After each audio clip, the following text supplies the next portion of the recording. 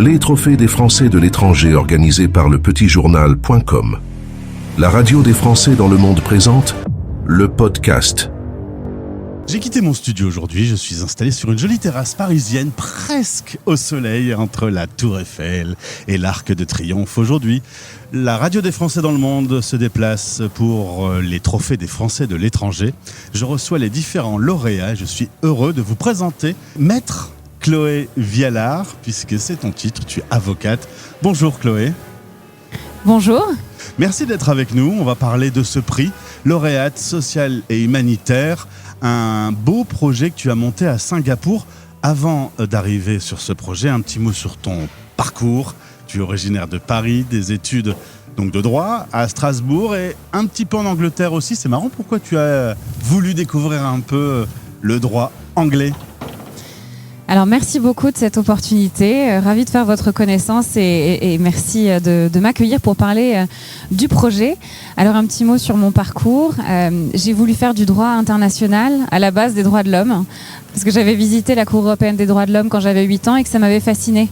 Et puis je voulais parler anglais, et donc je me suis dit si je combinais les deux, ayant fait un bac international en banlieue parisienne, donc j'ai étudié 2 ans en Angleterre et j'ai étudié 2 ans à Strasbourg par la suite.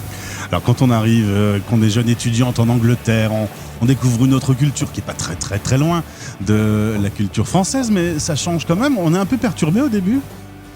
Moi, j'avais l'habitude d'aller souvent en Angleterre parce que j'ai de la famille, ma marraine, qui habite là-bas, pour être très précise. Donc c'est une culture qui m'a toujours beaucoup attirée.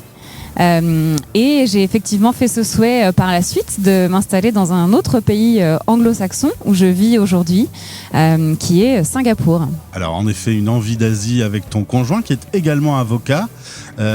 L'Asie, c'est grand quand même. Là, pourquoi c'est Singapour qui gagne ?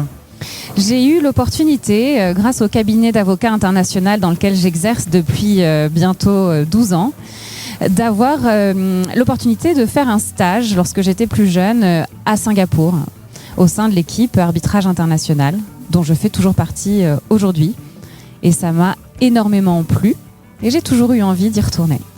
Un petit mot sur ta vie à Singapour, comment se passe le quotidien, tu t'es intégré parfaitement, la France te manque pas trop ? La France me manque, j'ai la chance de rentrer de temps en temps effectivement pour voir ma famille, mais également pour le travail. Mais Singapour est une ville absolument formidable et je recommande à tout un chacun qui serait intéressé de découvrir sa culture, de venir en escale ou pour un séjour plus prolongé. Chloé, si je viens en escale, là, tu m'emmènes voir quoi qui est vraiment bluffant à Singapour ?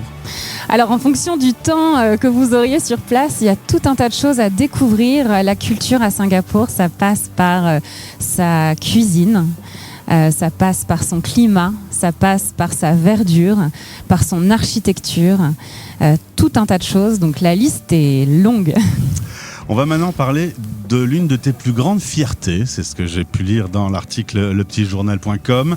C'est un combat qui te tient à cœur. Pourquoi cette préoccupation sur les femmes victimes de violences ? Des femmes victimes de violences, il y en a malheureusement partout.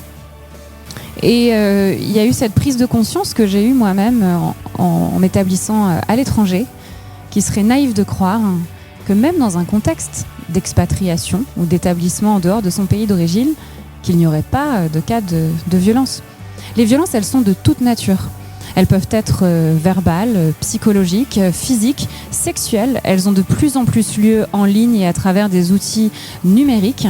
Et lorsque l'on est établi en dehors de son pays d'origine, il peut y avoir aussi un contexte où l'on suit, par exemple, un conjoint ou une conjointe. Il peut y avoir des situations de dépendance à la fois économique et administrative. Alors c'est déjà un énorme combat qui est mené en France aujourd'hui, mais pour les Français qui vivent la mobilité internationale, est-ce que c'est pas encore plus difficile quand on est loin de chez eux, de sa famille, de ses repères ? Il y a effectivement des difficultés à la fois pratiques et qui peuvent devenir des facteurs de vulnérabilité d'une femme qui serait victime de violences, y compris de violences conjugales, intrafamiliales. Alors il y en a plusieurs, l'isolement effectivement familial, amical, cet éloignement géographique de cette structure qu'on pouvait avoir dans son pays d'origine, qu'est la France en l'occurrence. Mais il y a aussi une méconnaissance de la législation locale, mais aussi souvent de la législation française. On ne sait pas quels sont les ressorts associatifs qui pourraient nous aider sur place. Et au-delà de ça, il y a souvent des barrières linguistiques et culturelles. Résultat, tu as co-initié le centre de soutien pour les femmes françaises victimes de violences à Singapour. Des permanences sont établies 2 fois par mois. Déjà, une 50aine de permanences ont eu lieu dans des locaux accessibles et confidentiels, sécurisés aussi, tu m'as dit, en plein cœur de Singapour. Alors, là, on nous écoute. Une femme nous écoute ce podcast. Concrètement, comment ça se passe ? Alors, si vous avez des questions, si vous avez des interrogations sur le fait que vous puissiez être victime de violence, ou si vous êtes victime de violence et que vous avez besoin d'aide, nous sommes là. Donc vous venez nous voir 2 fois par mois, avec ou sans rendez-vous. En cas d'urgence, nous pouvons prendre des appels téléphoniques en dehors de cette plateforme, même si je tiens à préciser que nous sommes un soutien et non pas un recours d'urgence, parce que dans des cas urgents, il faut évidemment appeler les secours, à savoir la police locale ou les services de santé locaux. Mais vous pouvez venir nous voir. Alors nous sommes situés à Chinatown, en plein centre-ville de Singapour, au sein de la States Courts, à laquelle on peut accéder sans pièce d'identité, de manière entièrement anonyme et pour autant sécurisée.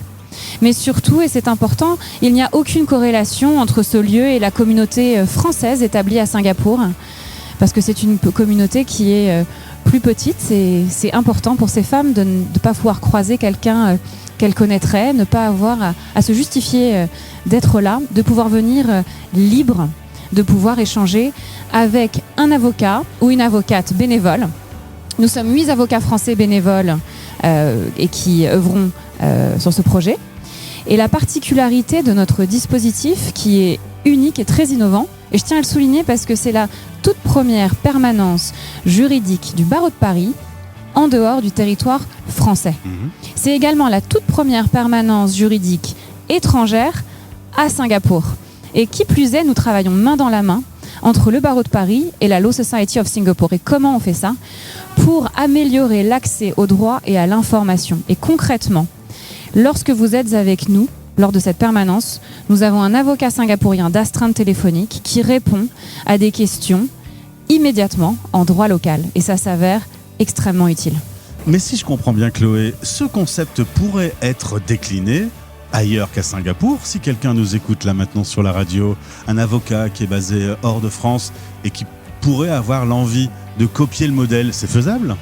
Alors à Singapour, nous avons plus de 2 ans d'expérience sur le terrain. Et ce dispositif, nous l'avons structuré, nous l'avons adapté pour répondre à des besoins précis des femmes françaises établies, pas simplement hors de France, mais à Singapour.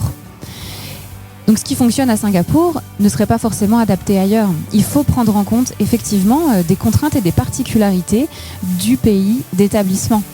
Mais dans un monde rêvé, il serait possible de pouvoir en tout cas partager avec ceux qui seraient ouverts l'expérience de terrain que nous avons acquise à Singapour. C'est une belle mise en lumière, le prix du petit journal aujourd'hui. Tu es fier d'avoir fait ce travail, ce chemin. Et évidemment, le mieux, ce serait de pouvoir fermer les portes de ce centre, qu'il n'y ait plus de problème du tout, mais on en est loin quand même encore. Hein. Je suis très fière d'être là aujourd'hui. Et je remercie le petitjournal.com et la Caisse des Français de l'étranger qui m'ont remis conjointement ce prix. Alors moi, je suis là devant vous aujourd'hui, mais en réalité, je suis pas toute seule. Je représente ce collectif.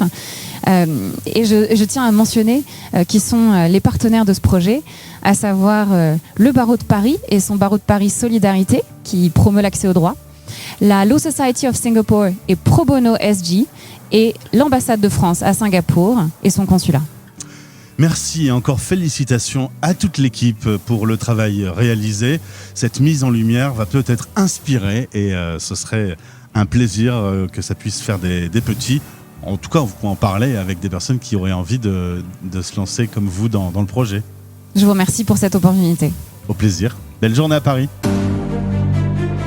Retrouvez ce podcast sur lepetitjournal.com ou en écoutant la radio des Français dans le monde.